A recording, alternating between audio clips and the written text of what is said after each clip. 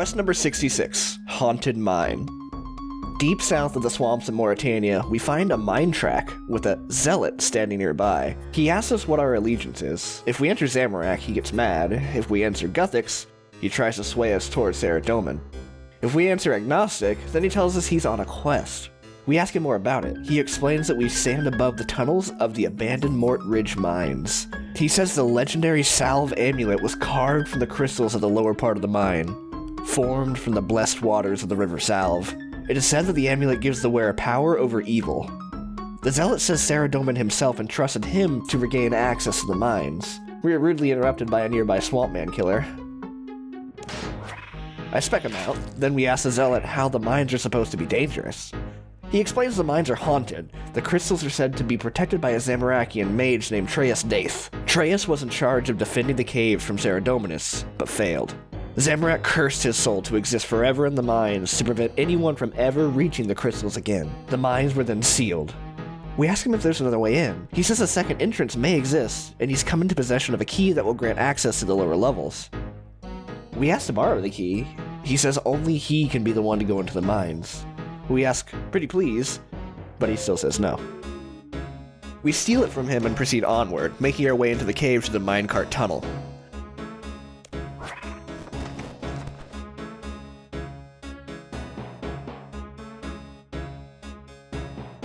The cave is indeed haunted by undead, animated tools, and infested with bats.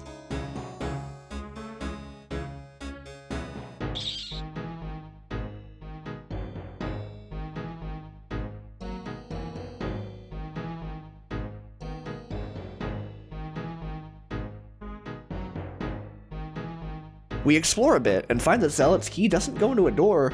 Instead, it activates a water valve. When we activate it, a mischievous ghost attempts to reset the valve, so we have to hurry and enter a water-powered lift before it has a chance to deactivate it.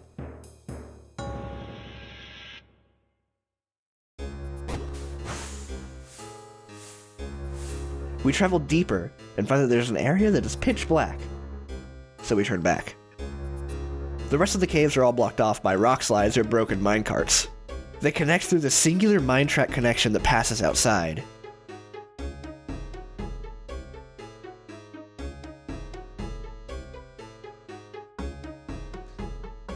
We climb deeper into the caves and find fungus growing near cave water, with a significant amount of corpses nearby. We pick one. This fungus has special properties. It's very cold to the touch, it glows rather brightly, and if I take it outside, it crumbles to ashes. Unfortunately, we need it to be on the other side of this rock slide. Since the only connection to that side of the cave is through the outside, we need to come up with a clever way to bring it over there to illuminate the dark parts of the cave. We place the fungus into this minecart and locate its settings interface, along with the controls for the track nearby.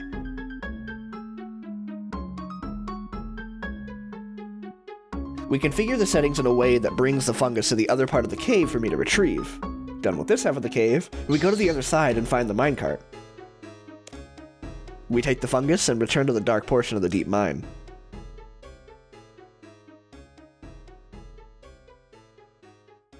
We find ourselves in a room littered with mining equipment and an innocent-looking key. We try to take the key, but it jukes us, and we hear, "Poor puny mortal, I'm going to have fun with you." We chase him around the room, getting clamped by the machinery.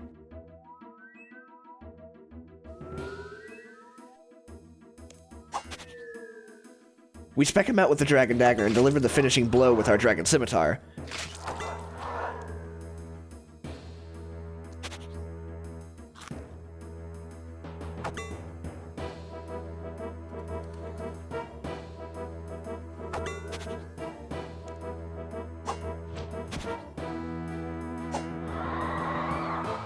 The room and machinery grow silent.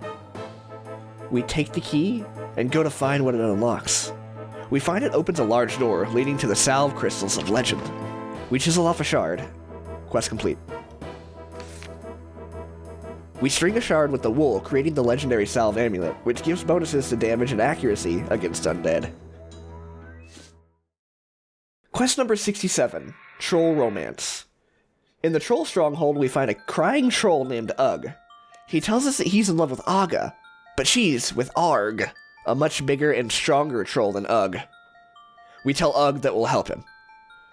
We speak with Aga and ask, Anyway, how is your sex life? She says she's not sure Arg really loves her, and he's going to show his love by getting her a trollweast flower. We ask what she thinks about Ugg. Ooh. Ouch. We tell Ugg about trollweast. He says it hasn't been found in years. He says we'll need to speak with someone who's lived their whole life in the mountains. We speak with our friend Freda, the mountaineer. We ask her where to find trollweast. She recommends to go to the plateau of the ice trolls, as that would be the only place trollweast can still be found. She says we'll need a sled and tells us to speak with Dunson. We give him the materials to construct a sled, and he makes it for us. We return to Trollheim and make our way up to the ice troll plateau.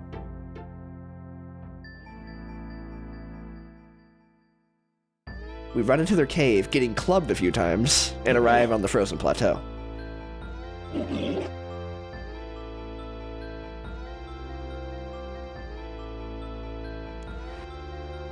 We get our sled and slide down.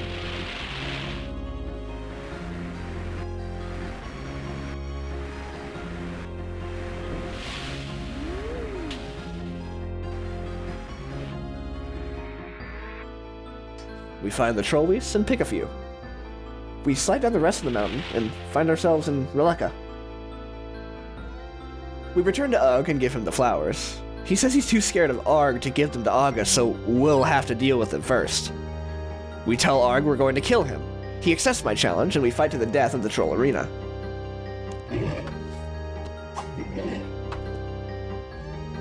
We kill him easily, and return once again to Ugg. Quest complete. So, as I was getting all the stuff I needed for the next quest, I was just looking over game updates around this time and found that Dragon Scimitar wasn't released with Monkey Madness. It comes out in March of 2005, so I need to stop using it for now. Sorry about that.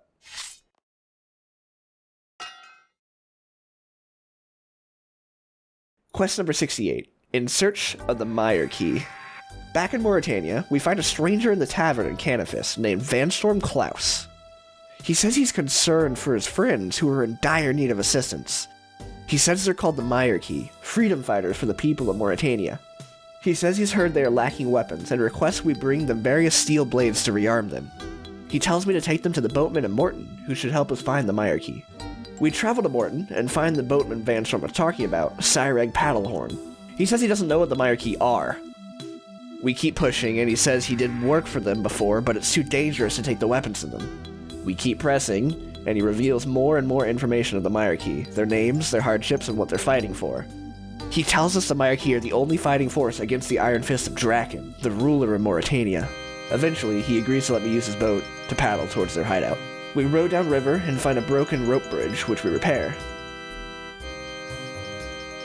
We find a man named Kerpile Fjoid. We tell him we're here to help. He says we need to prove it. He asks us a few questions. Who's the leader of the Meyer Key? Veliev Hertz. The boatman's name, Cyreg Paddlehorn. And lastly, who's the youngest member? Ivan Strom. He lets us through into the hideout.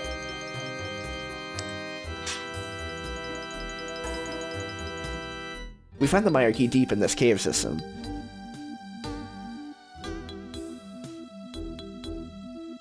We speak with Veliev Hertz. We tell him we're here to deliver weapons. He thanks us and asks us to get to know the other members. Harold Evans, a soldier. Redigad Ponfit, a swordsman. Polmarfi Ferdigris, Veliev's key advisor. Ivan Strom, a trainee cleric of Saradomin. And Seni Pilyu, a rogue. After introducing ourselves to everyone, Veliev takes the weapons, then, immediately after, a vampiric mist enters the room. Veliev identifies it as a vampire. Vanstorm Klaus reveals that he was following us the whole time. Vanstorm kills Sani and Harold with bolts of magic, before transforming into his true form.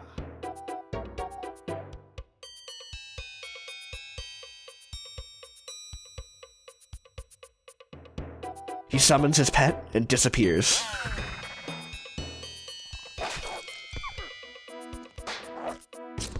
We easily kill the skeletal hellhound and talk to Veliev. Veliev thanks us for helping. We offer to join the Meyer Key. Veliev says he'll need to talk it over with his superior first. He tells us that this cave is actually a secret entrance into the Canifis Tavern. He asks us to check if Vanstorm is still around. We find the secret movable wall and head up to the tavern. We speak to Vanstorm, but find it's a different person sitting where he was. Vanstorm is nowhere to be found. Quest complete. Quest number 69, Creature of Finkenstrain. In the center of Canifis, we find a job posting. Braindead Butler wanted. Grave digging skills essential. Hunchback advantageous. See Dr. Finkenstrain at the castle northeast of Canifis. We go to the castle and tell Dr. Finkenstrain we'll take the job. We tell him we're braindead and great at grave digging. He hires us on the spot. He says he needs us to get him some stuff. Dead body parts for him to stitch together to complete a body which he plans to bring back to life. We speak to the gardener ghost out back and ask what happened to his head. He said someone chopped it off in the haunted forest. We ask if he'll show us where he lost it, and he follows us to the haunted woods until we find the spot. We dig there and find a head. Next we go to the Canifis Tavern and steal a pickled brain from the tavern keep.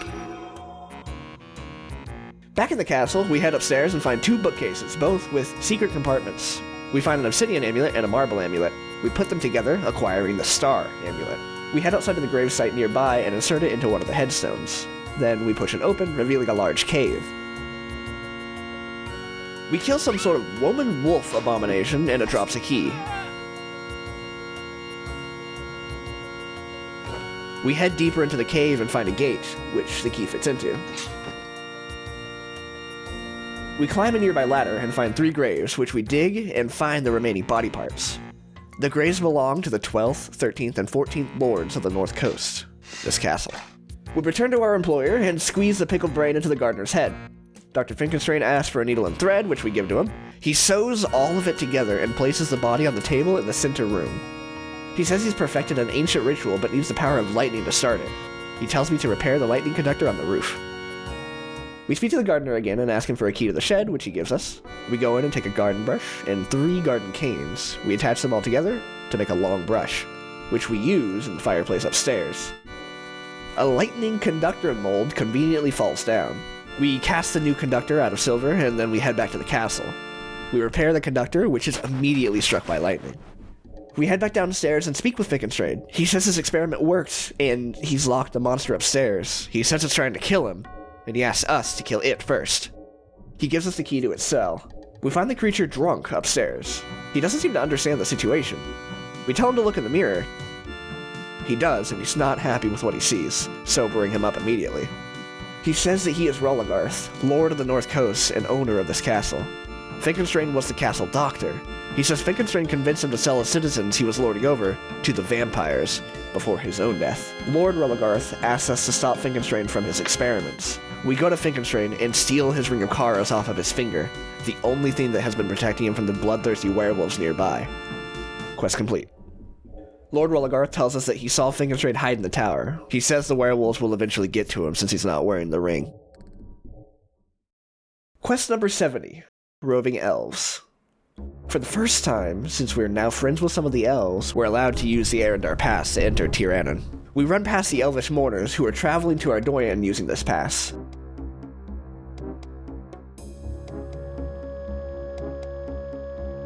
Eventually, we find our way into Isafdar without having to use the Well of Voyage in the Underground Pass. While exploring the forest, we find 2 roving elves, Eluned and Islwyn. Islwyn says he won't speak to us, as it's our kind who disturbed his grandmother's remains. He says a human desecrated her tomb, and he feels her restlessness. We ask if her name was Glariel. He says yes, it was. We explain that we moved her remains to Baxtorian's home so they could be together. He says they always wanted to bury her there, but couldn't figure out how to enter Baxtorian's chambers. He says that her resting place must be consecrated. We offer to help. He tells us to get the details of the consecration process from Eluned. We speak with her. She explains that an enchanted crystal seed must be placed into the grave. She says we need to find a crystal seed attuned to Glariel from her old tomb. She says she'll enchant it, but we'll need to first retrieve it from Glariel's guardian. We make our way back to Glariel's tomb, being sure to bank all of our offensive gear as to not invoke the wardings of the tomb. We attack and kill the relatively weak moss giant and loot the crystal seed.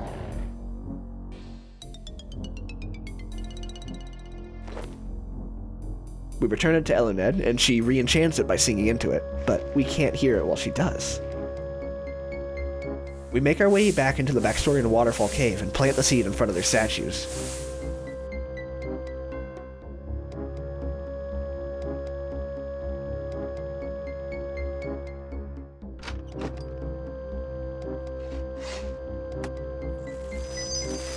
It grows into a sort of crystal bush before disappearing. We go back through Arendar one more time and return to Isluin. He thanks us for our efforts and he feels that Glariel is restful once again. He rewards us with a crystal bow. Quest complete. Unfortunately, we need 27 more range levels before I can use the bow, so that's going to need to wait a little while. Quest number 71, Ghosts Ahoy. On the farthest east coast of RuneScape sits a small port village, Port Phasmatis. Along with it came Necroverus and his Ectofuntus. We grind some bones in the bone meal and fill buckets with ectoplasm. We then worship the Ectofuntus, consuming a bucket of ectoplasm and bone meal each time, and awarding 4 times the prayer XP as burying the bone would have given. In addition, each time we worship the Ectofuntus, we are given 5 Ecto tokens. We can spend 2 of them to enter the port. We start the quest by speaking with Valerina. She tells us the history of Port Phasmatis. She says the people of the town chose willingly to become ghosts. They were once a thriving port until they were noticed by Lord Draken, and they were forced to give blood ties to the vampires. Eventually, Necroverus, who came from the lands far east of here across the ocean, told them of an ancient source of power buried beneath Port Phasmatis. They found the pool of ectoplasm that we just visited, and they built the Ectofuntus to use it. The Ectofuntus had the properties of repelling the vampires, but it also forced all the villagers of Port Phasmatis into a crippling addiction to the Ectofuntus. They did not eat or drink, only continued to worship, until they each shriveled away and died.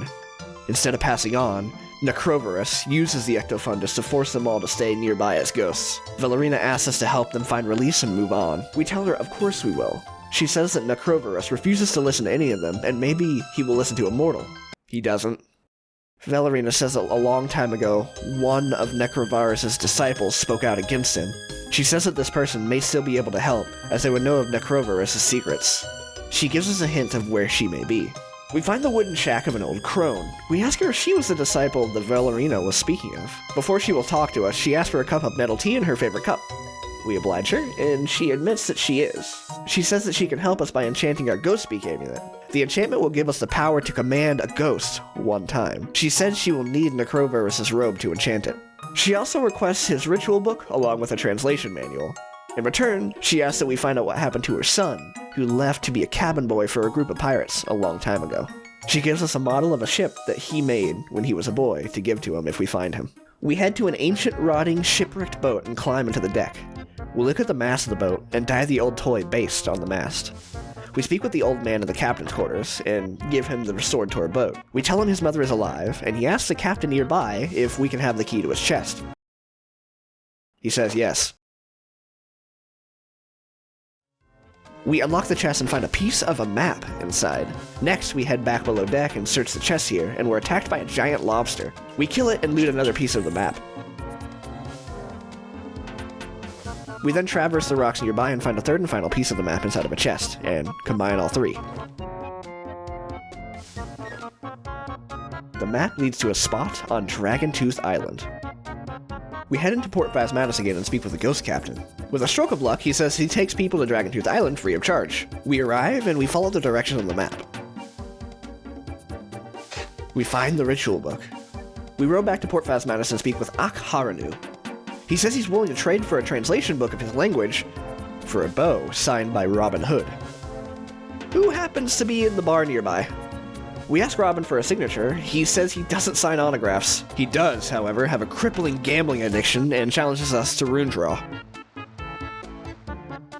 When we lose, we pay him 25 gold. When he loses, he says he'll pay us back with his winnings. We beat him again, he says the same thing. He loses a 3rd time, then a 4th. We get him to agree to signing the bow in exchange for his debt. We give it to Akharanu, and he gives us a translation manual. Next, we speak with the innkeeper and ask him for employment. He asks us to bring Robin some clean bedsheets. Instead, we soak them in ectoplasm and wear them. While wearing the sheet, we speak with Gravingus. the protester near the gate. He asked me to get 10 signatures from the townsfolk for his petition in protest of Necroverus. Hilariously, all you need to do is talk between 2 people over and over again until you get 10 signatures. Gravingus tells us to show it to Necroverus. We do, and he burns the petition in our hands. In his tantrum, he drops a key. We take it and use it to unlock the room upstairs. Inside is Necroverus' coffin. We take the robes off his corpse. We take all the items to the crone, she performs the ritual, and our ghost speak amulet grows a ghostly green. We take it to Necroverus and command he allow the ghosts to pass on if they choose. The enchantment works. We tell Valerina, who already felt the removal of the barrier. She rewards us with the Ectophile, a method of teleporting to the Ectofuntus. Quest complete. Quest number 72. One small favor. In Shiloh Village, we speak with the antique collector, Yanni Salika. He asks us for one small favor. He wants a piece of red mahogany for his antique wardrobe. We agree. It should only take a second. We speak with the forester, who says she can get us red mahogany if we get her axe sharpened. We go to Captain Shanks at the dock and ask him to bring it to Brian's axis in Port Sarim. Instead, he says he'll take us to Port Sarim. We arrive and ask Brian to sharpen the axe. He says he would, but he's too worried to sharpen axes because his friend got caught up in a pub brawl, and he got arrested. He asks us to get Aggie the Witch and Draenor to be a character witness for his friend. We speak with Aggie. She said she would if her apprentice Jimmy the Chisel wasn't missing. She asks us one small favor in checking the mine near Lumbridge to see if we can find him. We go to the embedded mine to find it's filled with pink-robed men.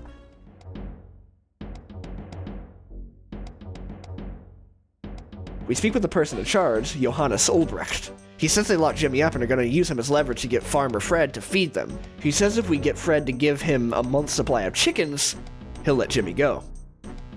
We explain the situation to Fred, but he doesn't have enough chickens to help us. He says Seth Groats across the river does. We talk to Seth. He says he'll be happy to help. He just needs the cages to hold the chickens in from Horvik and Varrock. He also asks us to deliver 3 steel bars to Horvik to pay for his debt. We do, and Horvik says he would be happy to make the cages, but he's very ill and needs medicine. He needs 5 pigeon cages to modify into chicken cages as well as some medicine for his illness. We head to the apothecary and tell him Horvik's situation. He happily gives us the herbal tincture and gives us the breathing salts, but he accidentally drops them on the floor. He says that was his last airtight container, and breathing salts go bad in open air. He says we'll need to make him a new airtight pot. We speak with Tassie Slipcast in the Barbarian Village, who says she's being harassed by a loan shark and doesn't have the time to make our airtight pot. We tell her we'll deal with the loan shark in exchange for the pot. We find Hammerspike Stoutbeard in the Dwarven Mines and tell him to lay off Tassie. He says he will, if we can get the Druids of Taverley to accept him into their order. We speak with Sandview. He says he'd accept Stoutbeard as an initiate if we bring the gnome pilot on White Wolf Mountain a warming potion and get the pilot to agree to take Sandview to the ogres south of Yanil. We make the potion and deliver it to the gnome. Captain Bleemage will oblige Sandview if we get him some special rope from Catherby. Arhine says he'll deliver some if we can get him a weather report from a seer in the seer's village. We speak to Fantuti Fanstui Farsight. He says he isn't able to help us right now, as his premonitions are all of a nearby girl who's in trouble. Her name is Petra. We find her in a nearby cave, or what's left of her anyways. There's a message on her belt that tells us to speak with Wizard Cromperty. Wizard Cromperty says he knows the spell to get her out of the wall, but it requires a component from Port Khazard, iron oxide. Tyndale Marchant of Port Khazard will trade us the last of his iron oxide if we refeather his mattress. Not with just any feathers, prime feathers from Rance, the Chompy Hunter. We head to Feldup Hills and speak with Rance, who says the Chompies won't come down anymore since the gnome nearby has started working. We speak with the gnome, who says they're just trying to get the landing lights to work. We find they're using uncut gems. We simply need to replace them with cut versions, and they glow bright. We finally begin heading back through the circuit. Rance feathers the mattress, Tyndale gives us iron oxide, Cromperty gives us an animate rock spell. We use the scroll on Petra, miss, and accidentally create a rock elemental.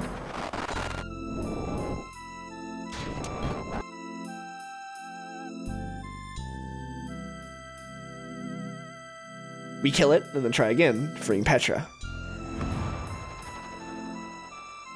We head back to Fantuti, who is refusing to give the weather report even after Petra's return. We eventually coax it out of him that his weather vane is broken, and so he can't. We head to the roof and find the pieces of the broken vane and fix them on a nearby anvil, and repair the vane on the roof. Fantuti finally gives us the weather report. Arheim promises to get the gnome pilot the rope, and he promises to fly Sandfew to Feldip Hills. Sandfew agrees to accept Stoutbeard into the order, but Stoutbeard reveals he was just messing with us. He sticks his guards on us, and we kill them.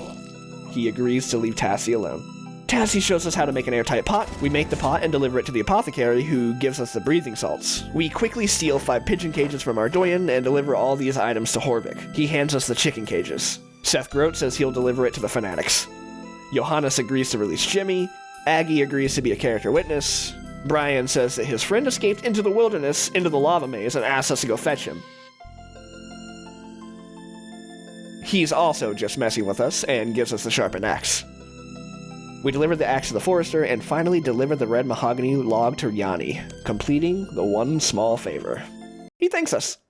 We rant about the trouble we just went through, and he gives us a keyring and 2 10,000 XP antique lamps. Quest complete. 2 herblore levels. Worth it. Quest number 73, Mountain Daughter. We travel east of Releka and find an encampment on a hill. We try to enter, but we're stopped by a guard and called an Outerlander. We tell him we're not an Outerlander, we're a Fremennik, named Larder. But he persists.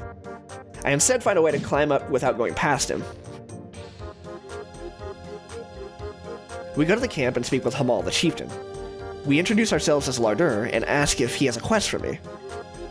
He says they don't employ Outerlanders and, unlike the Fremennik, do not add them to their tribe. Similar to the Fremennik, they avoid interaction with Outerlanders without the permission of the chieftain. He explains that their people left Releka to be closer to nature and farther from magic, as Pyr the Seer is an active magic user. He explains that they have been nomadic for a long while and have been in this place for too long. They're ready to leave, but his daughter has gone missing and they can't leave without her. We tell him we'll search for her. He reiterates that they do not employ Outerlanders. We tell him we'll do it for free. He allows it. I grab some mud and a few other items and then go up to the top of the plateau with a large natural spring. We speak to Ragnar nearby. He tells us that the chieftain's daughter is named Asleaf and he was to marry her. He says she used to sing up here over the pool. We climb the tree, pole vault over some rocks, traverse a plank, and are on a small island where we can hear soft singing. We get closer and hear the voice clearly. It's calling our name. It identifies itself as the voice of Asleaf. The voice tells us that Asleaf's died. She asks us to help bring closure to her tribe so they can move on. She explains that there is still hostility from when the tribe broke off from Releka, and she asks us to help mend that hostility. She also asks us to find a supply of food for the tribe, as they have not moved in so long that their sources are dwindling. We tell the chieftain that his daughter has died, and he does not believe us. We change the subject and ask why they're fighting with the Fremennik. He says they aren't fighting, but they try to avoid each other due to their differences in belief. He says they sent a diplomat to Releka to set up a trade route. He says he hasn't heard from the diplomat since he sent them away a few days ago. We also tell him we'll help him find additional food supplies. We find Svati wandering the forest between the camp and Releka. He admits he hasn't been inside Releka. He's been too scared because of the rumors he's heard of them. We tell him we'll get him proof of a safe passage from the chieftain. We speak with Brunt and tell him of the situation. Brunt says he'll allow safe passage if they return an ancient relic that they took when they broke off. It's a large rock, a symbol of their abstinence from using runestones. We return to the mountain camp and tell the chieftain about Brunt's demand. He says they won't part with the rock. We are allowed to look at it, however. With nobody watching, we break off half of the rock. The mountain dwellers see no issue with this. We deliver the rock to Brunt, and he's happy to share half of it with the mountaineers. He promises safe passage for the diplomat. We tell Spotty, and he says he'll continue on his mission. I return to Hamal. He asks us how we were able to do that without their rock. We come clean, and he says he already knew, and he admires our boldness. He says he heard Spotty's meeting went quite well, and the tribes are well on their way to mending their relations. We speak with Jokul, the goat herder. He says he's heard rumors of a fruit that will grow even in the mountains named White Pearl. He says it grows mainly on mountains. We climb White Wolf Mountain and find the fruit next to Captain Bleemadge. We pick a fruit and eat it, taking the seed. We deliver it to Hamal. We return to the voice of Asleaf and tell her that we did as she's asked. She asks one more task of us. She says her father knows she's dead, but he can't accept it. She asks us to convince him so they can move on. She says she remembers being attacked by some creature and being dragged off. We go to the other side of the spring and find an entrance to a cave. Inside is a large bipedal bear and a lot of human corpses. It speaks to us and asks if we've come to pay respects with blood. It says it is the guardian of the mountain, the god of the northern lands, the Kindle. We tell it that it looks like a man in a bear suit. He comes clean and says he's indeed a man in a bear suit. We ask him if he's responsible for killing Asleaf. He says the instance we've came through has been blocked off for many years now. More than a decade ago, though, he did kill Asleaf. We ask to inspect one of the corpses. We confirm that this one is Asleaf. We ask to take the remains. The man in the bear suit refuses. We tell him we'll kill him over it. He fights back, but it's pitiful.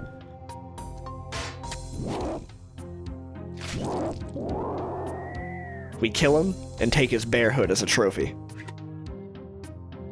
We return Asleaf's corpse to Hamal. We ask him why he never told us that Asleaf had been missing for over 10 years. He says we never asked. We tell him that the Kindle was just a man in a bear suit. We tell him we killed him, and he realizes they made a grave mistake in believing in that superstition. He finally accepts her death and asks us to bury her in the center of the pool to bring peace to her spirit.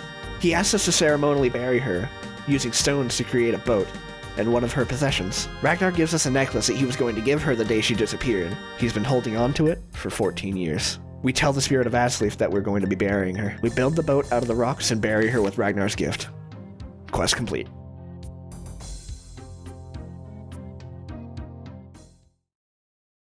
Quest number 74, Between a Rock. A new cave has opened up beneath the mountain camp full of dwarves. We travel into the cave and find one firing a cannon at a wall. We ask him why he's doing that. He says the rock he's firing at is impenetrable. He says they've been trying to mine through it for years. He's run out of ideas on how to break into it and asks for our help. We agree, and he recommends we speak to the librarian. Now here's a problem. The librarian doesn't exist yet. See, this quest originally came out before Kildegrim, then was integrated into Kildegrim a few months later, when the Giant Dwarf quest was released, in May. The original next step would be to go to Rolad, a scholar near the Dwarf Cannon Engineer. Now, we have to go into Kildegrim and speak with the librarian. Rolad won't even speak with us yet. Well, I suppose that means we're starting quest number 82, the Giant Dwarf. We speak with a dwarven boatman who offers us a ride down the river into Kildegrim for free. We learn a bit about dwarven history and how the giant statue of their last king is there as a large reminder of the past.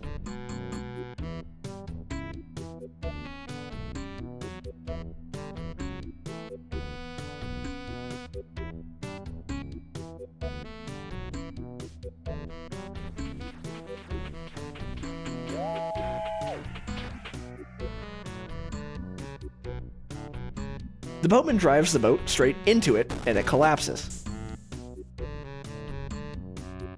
We are promptly arrested and brought to the Blackguard headquarters. We speak to Commander Veldeban. He tells us not to worry about it.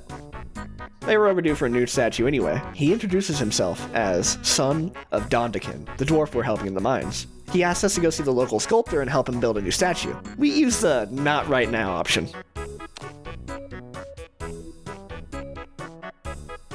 Alright, back to the quest. He directs us to speak with an engineer in the consultorium. We do, and he recommends we speak with Rolad, a traveling scholar.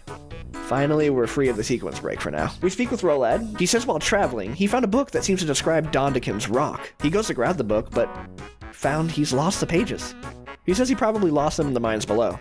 We find one of them in a minecart, another in a coal truck, and a third from a scorpion. We return them to Rolad, and he repairs the book before giving it to us. He asks us to return it to him when we're done. The book is titled The Arzinian Being of Bordzan. The being is a spirit that was a threat to the miners.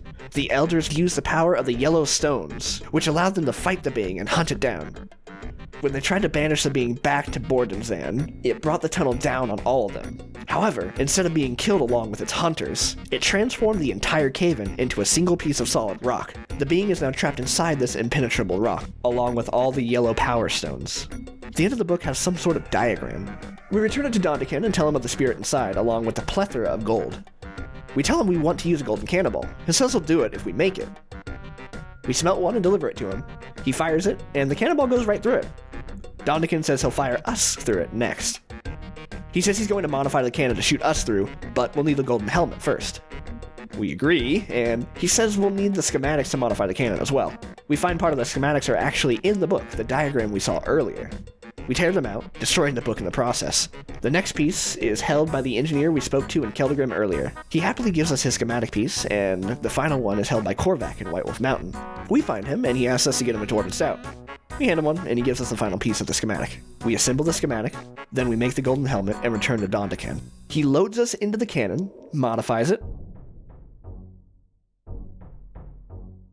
and fires us into the rock. We find ourselves inside the rock and are told to leave by the being. We feel our helmet getting heavier and heavier. We can't stay in here for long. We mine some gold and travel deeper into the rock.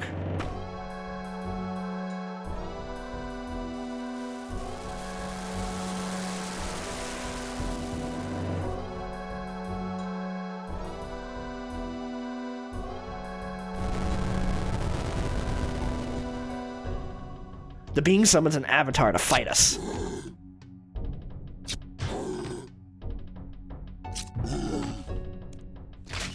As we deliver the final blow, the helmet is ripped off our head and we're thrown back out of the rock, with all the gold ore removed from our inventory.